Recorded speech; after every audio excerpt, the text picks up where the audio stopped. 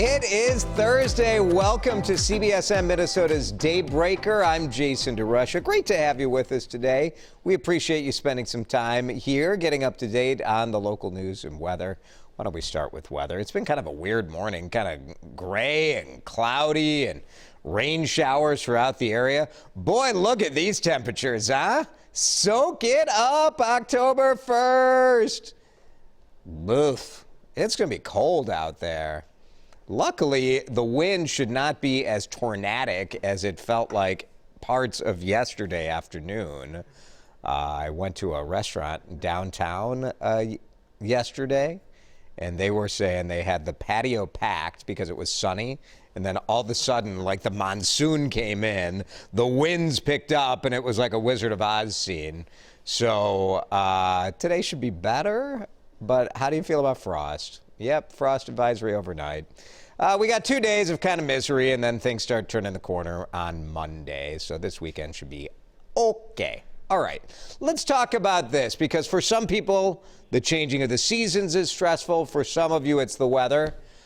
For some of you, it's this broadcast. Just stresses you the heck out. What's DeRusha going to say on the Daybreaker today? Well, today we're going to talk about the most stressful event in life. Number one, top stress. Moving? Do you really believe that this is the most? Well, I will say moving is not fun. A survey, now granted, this was done by a moving company. They paid for the survey, but 1,000 Americans who have moved within the last 3 years were asked, okay, what's the most stressful thing in your life? 45% said moving, most stressful. 44% said divorce. I mean, moving is, maybe they go together. Those numbers are statistically very close. Maybe that's the real answer. Have we stumbled upon the real answer? It's people moving because they're getting divorced. What do you think? Have you moved recently? How stressful is it?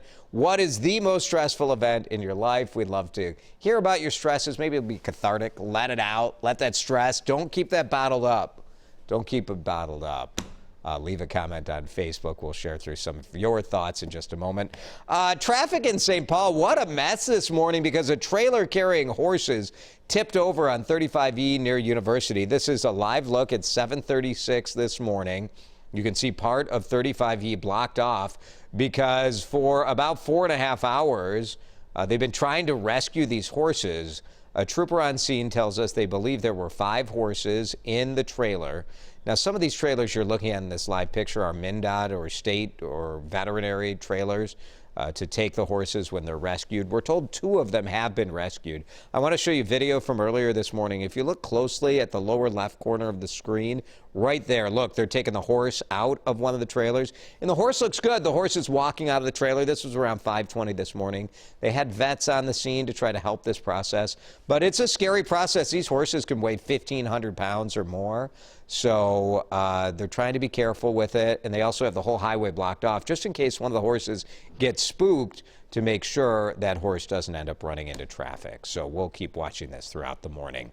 Part of 35E is open, but if you're trying to get onto 35, from 35E to 94, kind of, you know this, if you're headed towards St. Paul, if you're going to the left, that is closed down.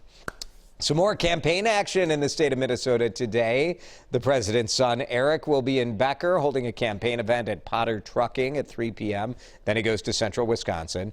Democratic vice presidential candidate Kamala Harris. Boy, she would have been a big draw if she were coming in person, don't you think? But she will be the virtual keynote speaker. DFL doing their annual Humphrey Mondale dinner, but it is all online. The president, Donald Trump, holding a rally at the Duluth airport last night.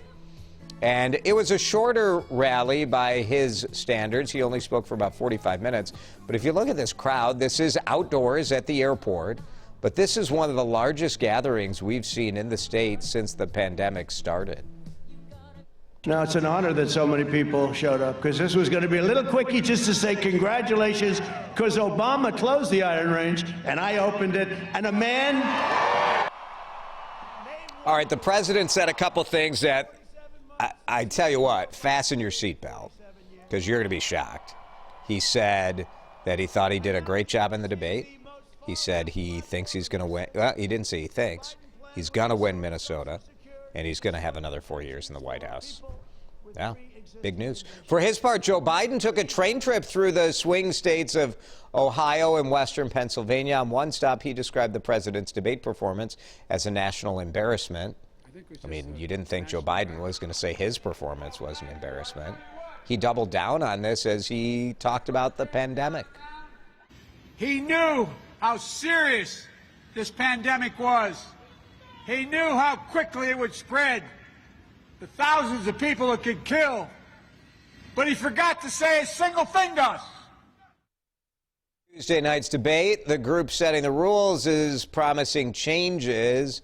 The Overseeing Commission says it will vote on some of the new rules in the coming days. One possible change they're looking at, because of all the interruptions. The president interrupted way more than Joe Biden did by, like, what were the counts? Like 70 times or something that the president interrupted Biden. Biden interrupted, but it was like 20-some times. Either way, they're talking about cutting the microphones. I don't know how that's going to work. I don't know if the Commission on Debates understands that, like, these microphones will pick up the person talking over there. But it won't be as prominent, I guess. We'll see what they do. I would like to see like a reality show type thing where if they cut your mic, like the thing starts to lower and lower and lower. And if they have to cut your mic 3 times, bucket of slime. Let's have some fun with it, right? The airline industry has started massive layoffs. This is just a horrifying situation for tens of thousands of Americans. Lawmakers couldn't reach a deal for more federal aid, and the travel industry has just been decimated because of COVID-19. The reason no one had been laid off from the airlines is because the bailout package that airlines took prohibited it. That expired at midnight. American United wasting no time, saying they will furlough a total of about 32,000 workers between them. Delta says their situation isn't as bad because many workers took early retirement or made other sacrifices. Minnesota Vikings go back to practice this afternoon. We don't really know what to read into the fact that they haven't had any positive COVID-19 cases yet. Have they escaped the NFL's first outbreak, or have the positive results just not shown up yet? The team did stop in-person practices per protocol.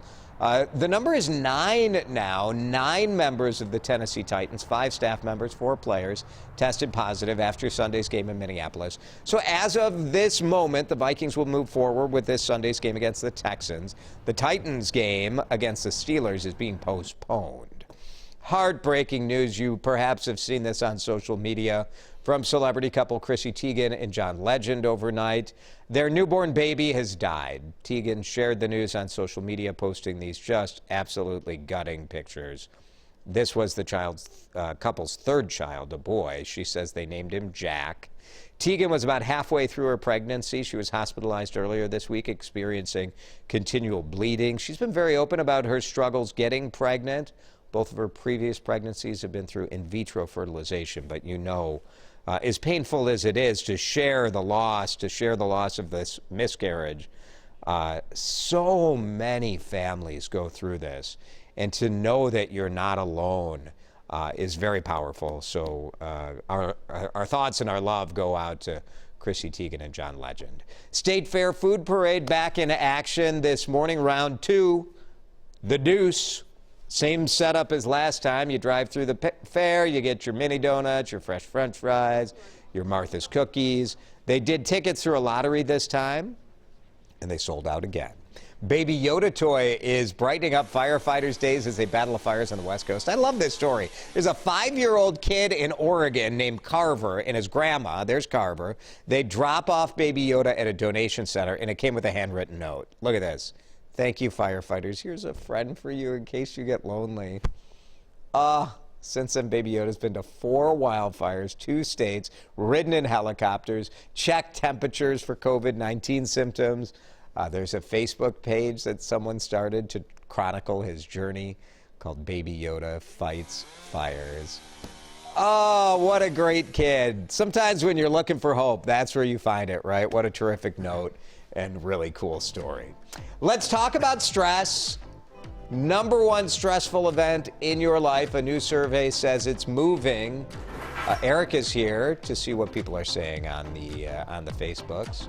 That's what #1 stress for me, Twitter lately. Oof. Twitter? For Oh me, my it's gosh. Star Wars intellectual property taking over every moment of my life.